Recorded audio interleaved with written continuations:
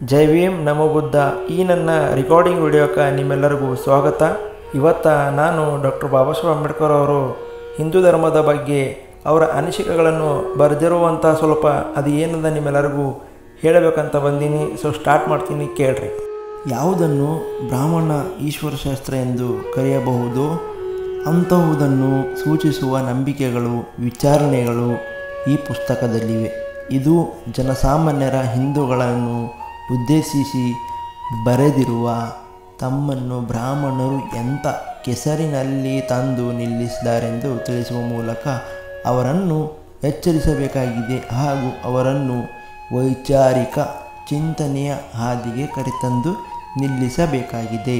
ಬ್ರಾಹ್ಮಣರು ಹಿಂದೂ ನಾಗರಿಕತೆ ಸನಾತನ ಅಂದರೆ ಬದಲಾಗದು ಎಂಬ ಅಭಿಮತವನ್ನು ಹರಡಿದರೆ ಈ ದೃಷ್ಟಿಯನ್ನು ಪುಷ್ಟೀಕರಿಸುವ ಅನೇಕ ಯುರೋಪಿಯನ್ ವಿದ್ವಾಂಸರು ಹಿಂದೂ ನಾಗರಿಕತೆಯು ಸ್ಥಾಯಿ ಸ್ವಭಾವದು ಎಂದು ಹೇಳಿದ್ದಾರೆ. ಆದರೆ ಈ ಪುಸ್ತಕದಲ್ಲಿ ನಾನು ಈ ದೃಷ್ಟಿಯು ಸತ್ಯ ಸಂಗತಿಗಳಿಗೆ ಹೊಂದಿಕೊಳ್ಳುವುದಿಲ್ಲವೆಂದು, ಹಿಂದೂ ಸಮಾಜವು ಕಾಲದಿಂದ ಕಾಲಕ್ಕೆ ಬದಲಾಗಿದೆ ಎಂದು, ಕೆಲವು ಸಂದರ್ಭಗಳಲ್ಲಿ ಅಂತಹ ಬದಲಾವಣೆ ತೀವ್ರ ಸ್ವರೂಪವಾಗಿ ಎಂದು ತೋರಿಸಲು ಪ್ರಯತ್ನಿಸಿದ್ದೇನೆ. ಹಿಂಸೆಯಿಂದ ಅಹಿಂಸೆಗೆ ಹೋಗುವ ಮಾರ್ಗದಲ್ಲಿನ ಒಗ್ಗಟ್ಟುಗಳನ್ನು ಅಹಿಂಸೆಯಿಂದ ಹಿಂಸೆಗೆ ಹಿಂತಿರುಗುವ ಮಾರ್ಗದಲ್ಲಿನ ಒಗ್ಗಟ್ಟುಗಳೊಂದಿಗೆ ನೀವೇ ಹೋಲಿಸಿ ನೋಡಿ.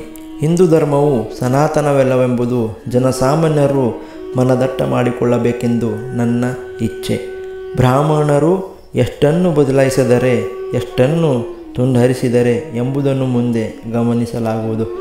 ಅವರ ವೈದಿಕ ದೈವಗಳನ್ನು ಆರಾಧಿಸುತ್ತಿದ್ದ ಕಾಲವೊಂದಿತ್ತು.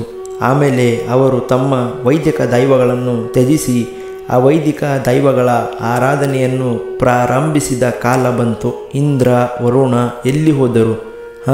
ಬ್ರಹ್ಮ ಎಲ್ಲಿ? ಮಿತ್ರ ಎಲ್ಲಿ? ವೇದೋಕ್ತ ದೈವಗಳೆಲ್ಲ ಎಲ್ಲಿ ಹೋದರು ಎಂದು ನಾವು ಅವರನ್ನು ಕೇಳಬಹುದು. ಅವರೆಲ್ಲ ಕಾಣೆಯಾಗಿದ್ದಾರೆ. ಏಕೆಂದರೆ ಇಂದ್ರ, ವರುಣ, ಬ್ರಹ್ಮ ಇವರುಗಳ ಆರಾಧನೆ ಲಾಭದಾಯಕವಲ್ಲ. ಅದಕ್ಕೆ ಬ್ರಾಹ್ಮಣರು ವೈದಿಕ ದೈವಗಳನ್ನು ಕೈಬಿಟ್ಟರಷ್ಟೇ ಅಲ್ಲ, ಅವರನ್ನು ಮುಸ್ಲಿಮ್ಸ್ ಪೀರರ ಆರಾಧಕರಾದ ಪ್ರಸಂಗಗಳು ಇವೆ. ಈ ಸಂದರ್ಭದಲ್ಲಿ ಒಂದು ಎದ್ದು ಕಾಣುವ ಪ್ರಸಂಗವನ್ನು ಹೆಸರಿಸಬೇಕಾಗಿದೆ. ಮುಂಬೈ ಹತ್ತಿರ ಕಲ್ಯಾಣದ ಗುಡ್ಡದ ತುದಿಯಲ್ಲಿ ಬಾಬಾ ಮಲಂಗ್ ಶಾ ಎಂಬ ಪೀರನ ಹೆಸರಾಂತ ದರ್ಗಾ ಇದೆ. ಪ್ರತಿ ವರ್ಷವೂ ಉರುಸ್ ನಡೆಯುತ್ತದೆ. ಆಗ ಅರ್ಪಣೆಗಳನ್ನು ಮಾಡಲಾಗುತ್ತದೆ. ಆ ದರ್ಗಾದಲ್ಲಿ ಅರ್ಚಕನ ಕೆಲಸ ಮಾಡುವನು ಒಬ್ಬ ಬ್ರಾಹ್ಮಣ. ಅವನು ಮುಸ್ಲಿಮರ ಬಟ್ಟೆ ತೊಟ್ಟು ದರ್ಗಾದ ಬಳಿ ಕುಳಿತು ದರ್ಗಕ್ಕೆ ಅರ್ಪಿಸುವ ಕಾಣಿಕೆಗಳನ್ನು ಸ್ವೀಕರಿಸುತ್ತಾನೆ. ಇದನ್ನು ಅವನು ಹಣಕ್ಕಾಗಿ ಮಾಡಿದ ಧರ್ಮವೋ ಅಧರ್ಮವೋ, ಬ್ರಾಹ್ಮಣರಿಗೆ ಬೇಕಾದದ್ದು ದಕ್ಷಿಣೆ.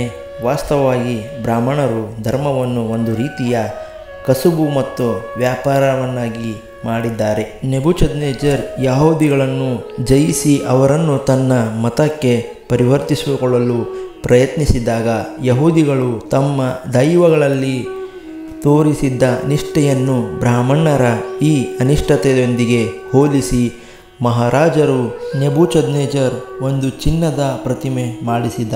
ಅದರ ಎತ್ತರ 60 ಮೊಳ, ಅಗಲ 6 ಮೊಳ ಇತ್ತು. ಅವನು ಅದನ್ನು ಬ್ಯಾಬಿಲೋನ್ ಪ್ರಾಂತ್ಯದ ಡೋರ್ ಮೈದಾನದಲ್ಲಿ ಸ್ಥಾಪಿಸಿದ್ದ.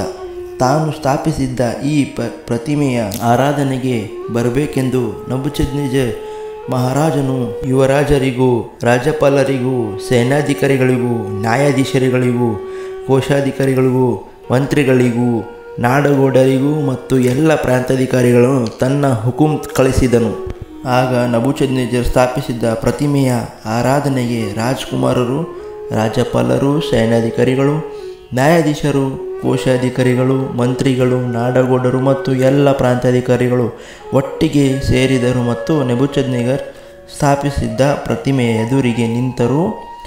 ಆಗ ರಾಜಘೋಷಿತನೊಬ್ಬ ಈ ರೀತಿ ಎತ್ತರದ ದನಿಯಾಗಿ ಕೂಗಿ ಹೇಳಿದ: ಸಮಸ್ತ ಜನರಿಗೂ, ಎಲ್ಲ ರಾಷ್ಟ್ರಗಳಿಗೂ, ಎಲ್ಲ ಭಾಷೆಯವರಿಗೂ ರಾಜ್ಯದ ಅಪ್ಪಣೆ ಕೊಡಿಸುವುದೇನೆಂದರೆ, ಯಾವಾಗ ನೀವು ಕಹಳೆ, ಕೊಳಲು, ತಂತಿವಾದ್ಯ, ತುತ್ತೂರಿ ಮತ್ತು ವಿವಿಧ ತಂತಿವಾದ್ಯಗಳಿಂದ ಹೊರಡುವ ಸಂಗೀತವನ್ನು ಕೇಳುತ್ತಿರೋ, ಆಗ ನೆಬೂಕದ್ನೆಚ್ಚರ್ ಮಹಾರಾಜನು ಸ್ಥಾಪಿಸಿರುವ ಈ ಪ್ರತಿಮೆಗೆ ಸಾಷ್ಟಾಂಗ ನಮಸ್ಕಾರ ಮಾಡಿರಿ ಮತ್ತು ಪೂಜೆ ಮಾಡಿರಿ.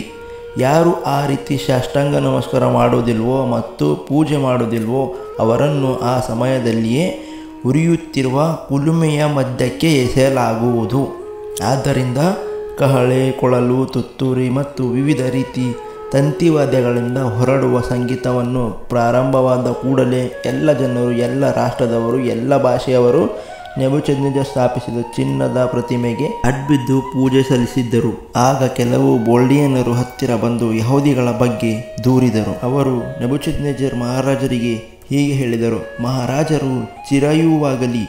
ಮಹಾರಾಜರೇ, ಕಹಳೆ, ಕೊಳಲು, ತುತ್ತೂರಿಗಳಿಂದಲೂ ವಿವಿಧ ರೀತಿಯ ತಂತಿವಾದ್ಯಗಳಿಂದಲೂ ಇತರ ವಾದ್ಯಗಳಿಂದಲೂ ಸಂಗೀತ ಕೇಳಿಸಿಕೊಂಡು ಪ್ರತಿಯೊಬ್ಬನೂ ತಕ್ಷಣವೇ ಚಿನ್ನದ ಪ್ರತಿಮೆಗೆ ಅಡ್ಡಬಿದ್ದು ಪೂಜೆ ಸಲ್ಲಿಸಬೇಕೆಂದು, ಹಾಗೂ ಯಾರು ಆ ರೀತಿ ಅಡ್ಡ ಬೀಳದೆ ಮತ್ತು ಪೂಜೆ ಸಲ್ಲಿಸದರೆ ಇರುತ್ತಾರೋ ಅವರನ್ನು ಉರಿಯುತ್ತಿರುವ ಕುಲುಮೆಯ ಮಧ್ಯಕ್ಕೆ ಎಸೆಯಲಾಗುವುದು ಎಂದು ತಾವು ಅಪ್ಪಣೆ ಕೊಡಿಸಿದ್ದೀರಿ. ತಾವು ಬ್ಯಾಬಿಲೋನ್ ಪ್ರಾಂತ್ಯದ ಮೇಲ್ವಿಚಾರಣೆಗಾಗಿ ಶಡ್ರಕ್, ಮೇಷಕ್ ಮತ್ತು ಅಬೇದ್ನೆಗೋ ಎಂಬ ಕೆಲವು ಯಹೂದಿಗಳನ್ನು ನೇಮಿಸಿದ್ದೀರಿ. ಮಹಾರಾಜರೇ, ಈ ಜನರು ತಮಗೆ ಗೌರವ ತೋರಿಸಲಿಲ್ಲ. ಅವರು ನಿಮ್ಮ ದೇವರಿಗೆ ಸೇವೆ ಸಲ್ಲಿಸುತ್ತಿಲ್ಲ. ತಾವು ಸ್ಥಾಪಿಸಿರುವ ಪ್ರತಿಮೆಗೆ ಪೂಜೆ ಸಲ್ಲಿಸುತ್ತಿಲ್ಲ. ಆಗ ನೆಬೂಕದ್ನೆಚ್ಚರನು ಮಿತಿಮೀರಿದ ಕೋಪದಲ್ಲಿ ಶಡ್ರಕ್, ಮೇಷಕ್ ಮತ್ತು ಅಬೇದ್ನೆಗೋ ಇವರೆಲ್ಲರನ್ನು ಕರೆತರಲು ಆಜ್ಞಾಪಿಸಿದ. ಆಗ ಅವರು ಅವರನ್ನು ಮಹಾರಾಜನ ಮುಂದೆ ಸದರಿಪಡಿಸಿದರು. ನೆಬೂಕದ್ನೆಚ್ಚರ್ ಅವರು ಕೇಳಿದ: ಓ ಶಡ್ರಕ್, ಮೇಷಕ್ ಮತ್ತು ಅಬೇದ್ನೆಗೋ ಜನಗಳೇ, ನೀವು ನನ್ನ ದೇವರುಗಳಿಗೂ ಪೂಜೆ ಸಲ್ಲಿಸುವುದಿಲ್ಲ, ನಾನು ಪ್ರತಿಷ್ಠಾಪಿಸಿದ ಚಿನ್ನದ ಪ್ರತಿಮೆಯನ್ನು ಪೂಜಿಸುವುದಿಲ್ಲ ಎಂಬ ಮಾತು ದಿಟ್ಟವೇನು? ನೀವು ಸಿದ್ಧರಾಗಿದ್ದೀರಾ? ಕಹಳೆ, ಕೊಳಲು, ಕೊಂಬುಗಳಿಂದಲೂ ವಿವಿಧ ತಂತಿವಾದ್ಯಗಳಿಂದಲೂ ಇತರ ವಾದ್ಯಗಳಿಂದಲೂ ಬರುವ ಸಂಗೀತದ ಶಬ್ದ ಕೇಳಿದ ಕೂಡಲೇ ನಾನು ಮಾಡಿಸಿರುವ ಪ್ರತಿಮೆಗೆ ಅಡ್ಡ ಬೀಳಬೇಕು ಮತ್ತು ಪೂಜೆ ಸಲ್ಲಿಸಬೇಕು. ಆದರೆ ಒಂದು ವೇಳೆ ನೀವು ಅದನ್ನು ಪೂಜಿಸದಿದ್ದರೆ ತಕ್ಷಣವೇ ಕುಲುಮೆಯಲ್ಲಿ ಉರಿಯುತ್ತಿರುವ ಬೆಂಕಿಯ ಮಧ್ಯಕ್ಕೆ ನಿಮ್ಮನ್ನು ಎಸೆಯಲಾಗುವುದು.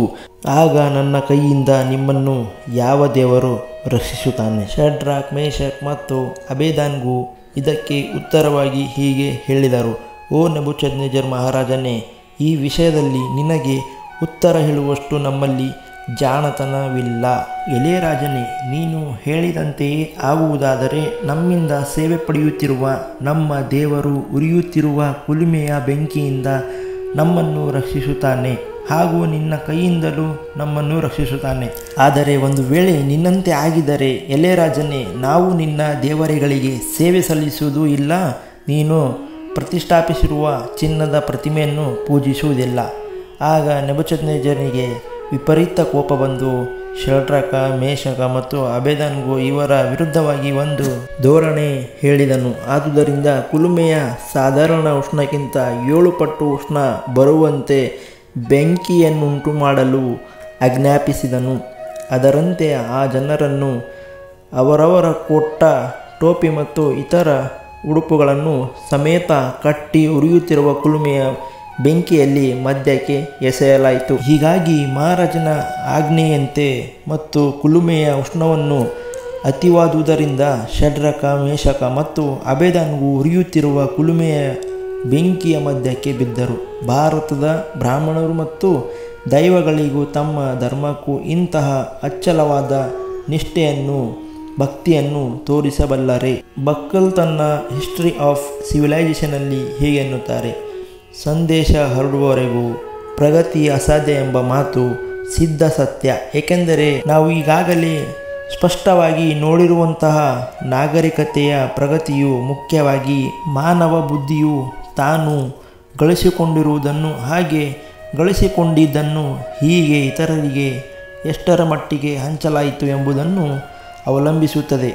ತಾವು ಗಳಿಸಿಕೊಂಡ ಜ್ಞಾನದ ಬಗ್ಗೆ ಪೂರ್ಣ ತೃಪ್ತಿ ಇರುವವರು ಅದನ್ನು ಹಂಚಿಕೊಳ್ಳಲು ಎಂದೂ ಪ್ರಯತ್ನಿಸುವುದಿಲ್ಲ. ತಮ್ಮ ಅಭಿಪ್ರಾಯಗಳನ್ನು ಯಾವ ಆಧಾರದ ಮೇಲೆ ನಿಲ್ಲಿಸಲಾಯಿತು ಎಂದು ಪರೀಕ್ಷಿಸುವ ತೊಂದರೆಯನ್ನು ತೆಗೆದುಕೊಳ್ಳುವುದಿಲ್ಲ. ತಮ್ಮ ಪೂರ್ವಜರಿಂದ ಆನುವಂಶಿಕವಾಗಿ ಪಡೆದ ಅಭಿಪ್ರಾಯಗಳಿಗೆ ವಿರುದ್ಧ ಅಭಿಮತಗಳನ್ನು ಆಶ್ಚರ್ಯದಿಂದ ನೋಡುತ್ತಾರೆ ಹಾಗೂ ಕೆಲವು ವೇಳೆ ಭಯದಿಂದ ನೋಡುತ್ತಾರೆ. ಅವರು ಇಂತಹ ಮಾನಸಿಕ ಸ್ಥಿತಿಯಲ್ಲಿರುವಾಗ ಮೊದಲೇ ತೆಗೆದುಕೊಂಡ ನಿರ್ಣಯಗಳಿಗೆ ಅಡ್ಡಿ ಮಾಡುವಂಥ ಯಾವುದೇ ಹೊಸ ಸತ್ಯವನ್ನು ಸ್ವೀಕರಿಸಲು ಅವರಿಗೆ ಸಾಧ್ಯವಾಗುವುದಿಲ್ಲ. ಈ ವಿವರಣೆಯ ಪ್ರಕಾರ ಸಾಮಾಜಿಕ ಪ್ರಗತಿಯ ಪ್ರತಿ ಹೆಜ್ಜೆಗೆ ಹೊಸ ಜ್ಞಾನದ ಗಳಿಕೆಯು ಅಗತ್ಯವಾದ ಪೂರ್ಣ ಸಿದ್ಧತೆಯಾದರೂ ಅಂತಹ ಗಳಿಕೆಗೆ ಹಿಂದೆ ವಿಚಾರಣೆಯ ಕಡೆಗೆ ಒಲವು ಮತ್ತು ಸಂಶಯಶೀಲ ಪ್ರವೃತ್ತಿ ಇರಬೇಕು. ಏಕೆಂದರೆ ಸಂದೇಹವಿಲ್ಲದೆ ವಿಚಾರಣೆ ಇರಲಾರದು ಮತ್ತು ವಿಚಾರಣೆ ಇಲ್ಲದೆ ಜ್ಞಾನ ಬರಲಾರದು. ಜ್ಞಾನವು ನಾವು ಇಚ್ಛಿಸಲಿ ಬಿಡಲಿ ನಮ್ಮ ಕಡೆಗೆ ಬರುವ ಒಂದು ಜಡ ಮತ್ತು ನಿರ್ದಿಷ್ಟ ವಸ್ತುವಲ್ಲ. ಅದನ್ನು ಪಡೆಯುವ ಮೊದಲು ನಾವು ಅದಕ್ಕಾಗಿ ಪ್ರಯತ್ನ ಪಡಬೇಕು.